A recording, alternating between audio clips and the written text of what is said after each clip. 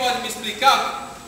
Que é isso, gente? Pessoal, que cara de pânico é essa, meu?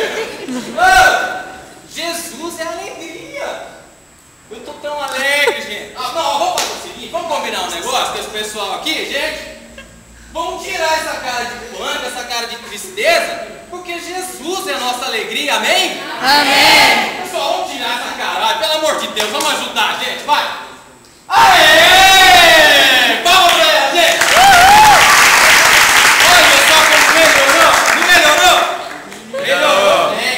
Pessoal, é o seguinte, talvez você venha aqui hoje, esteja se sentindo aí meio triste. Deixa Jesus entrar no teu coração, deixa Ele levar a felicidade e coloca esse sorriso no teu rosto, porque Jesus é alegria, amém? Amém! Agora, gente, vamos continuar aí, Michel, vamos dar uma continuidade aí, pessoal, obrigado, viu? Valeu!